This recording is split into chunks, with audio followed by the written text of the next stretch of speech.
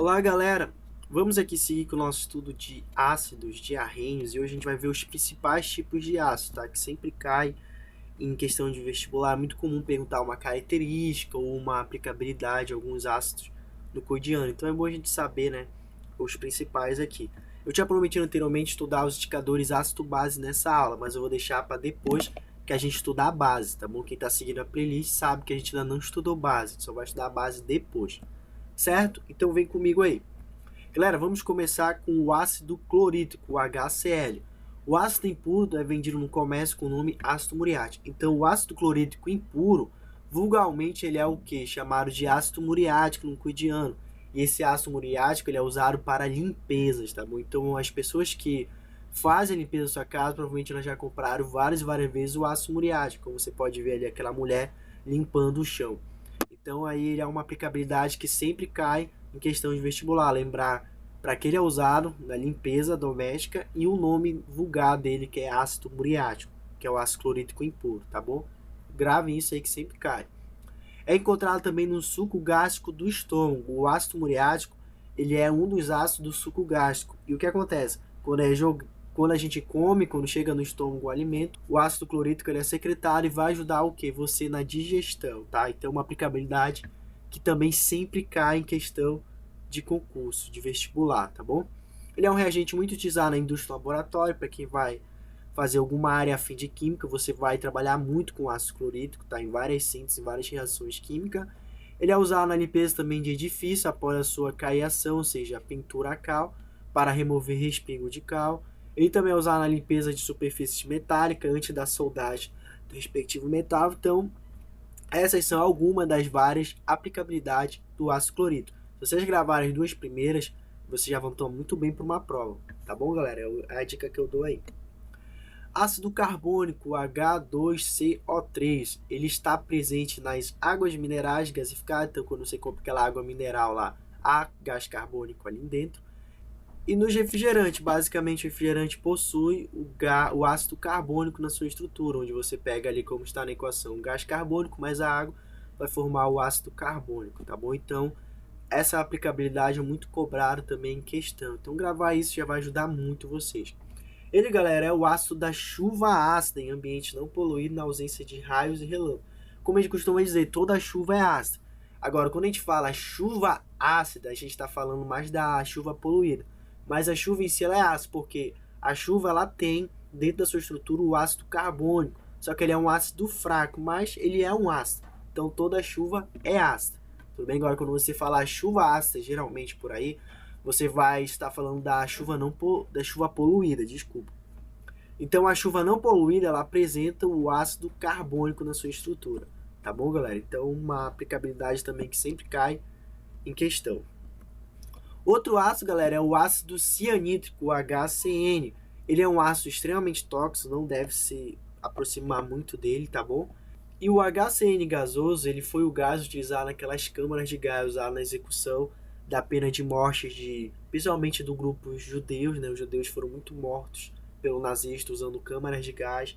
Na Primeira Guerra Mundial também aconteceu isso. Em alguns países onde há pena de morte, alguns indivíduos são mortos pelo HCN gasoso, então é uma das aplicabilidades desse ácido aí, tá bom? Tanto ele dissolvido quanto ele no estado gasoso, tá? Infelizmente, né?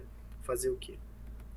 Temos também o ácido fluorídrico, tá, cara? O HF. Ele é um líquido incolor, extremamente fumegante, ou seja, quando você abrir o frasco, você vai ver fumaça saindo dele, dá até medo quando você vai trabalhar com esse ácido. Ele é altamente corrosivo para a pele, então você deve sempre, quando estiver manuseando ele em laboratório, utilizar luvas, tá bom, galera? Seu ponto de ebulição é superior aos demais ácidos halogênicos, devido à formação de forte ligação de hidrogênio, dando-lhe a seguinte estrutura. Então, galera, o ponto de ebulição do ácido fluorídrico ele é grande porque a força de interação entre as moléculas dele é a ligação de hidrogênio, ou ponto de hidrogênio. Como eu falei para vocês, ela é o tipo de força intermolecular mais forte que existe. Então, para quebrar ela é necessário gastar muita energia. Aí, com isso, a temperatura é muito alta, tá bom? Tem característica de corroer o vidro e por isso não pode ser guardado em frasco desse material. Geralmente usa-se frasco de poliestileno. Então a HF, pessoal, se ele for jogado dentro de um vidro, ele vai corroer o vidro, mas Engraçado, ele corrói o vidro, mas ele não corrói o plástico. Entendeu? Olha só que situação engraçada. É uma coisa interessante, né? É uma característica dele. Mas usaram essa característica dele para o bem. Como eu não posso guardar o HF em vidro, eu posso o quê? Fazer arte com ele. Ele é usado para gravar sobre vidro. Então, quando você vê aqueles vidros por aí, com aquele slogan bem bonito, aquele desenho bem feito, como você pode ver nessa imagem, ali foi feito para fazer isso o HF. O autor pegou e começou a depositar com algum, sei lá, algum pincel, alguma coisa, foi depositando HF, foi fazendo o modelo que ele queria. E agora, galera, o ácido nítrico, o HNO3, é o ácido mais fabricado e consumido na indústria atrás do ácido sulfúrico. Então, abaixo do ácido sulfúrico, galera, não existe um ácido mais utilizado que o ácido nítrico, tá bom? Ele é um ácido muito importante.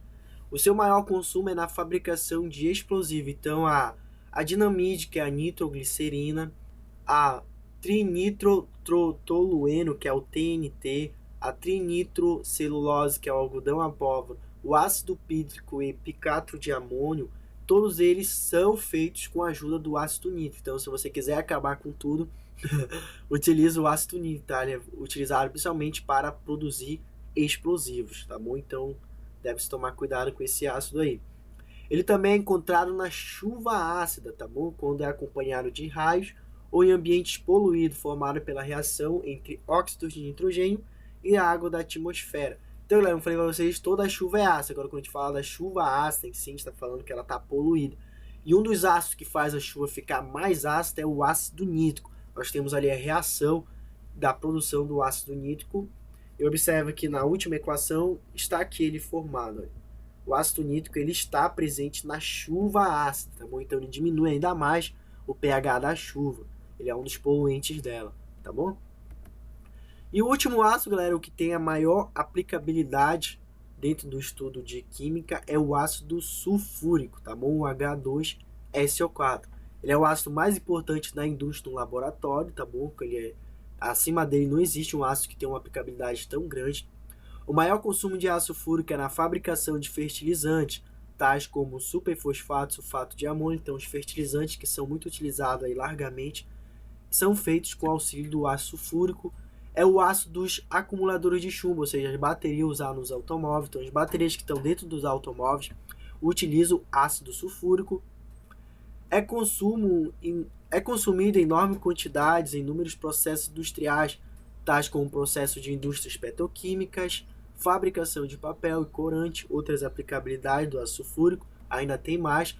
O ácido sulfúrico concentrado é um dos desidratantes mais energéticos. Assim ele carboniza os hidratos de amônio, como açúcar, amido, celulose.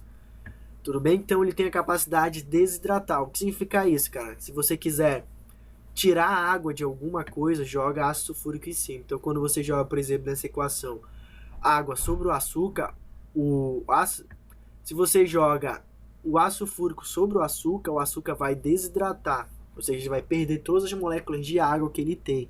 Isso também vai servir para o amido, para a celulose. Então ele tem essa capacidade de tirar a água de algumas estruturas, tá bom?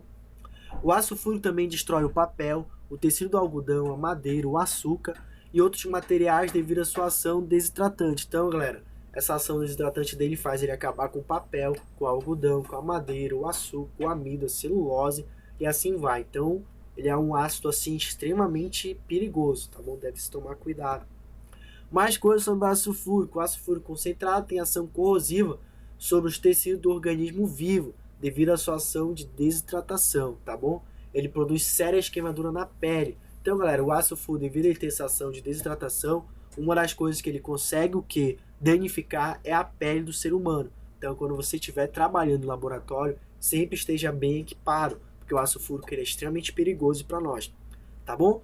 E também, galera, assim como o ácido nítrico, o ácido sulfúrico é um dos componentes da chuva ácida, tá bom? Então, quando você tem uma chuva que está poluída, uma das coisas que faz o pH da chuva cair ainda mais é o ácido sulfúrico, com também o ácido nítrico. Então, são os dois ácidos que tornam o pH da água da chuva mais baixo, o que a gente chama de hoje de chuva ácida, tá bom?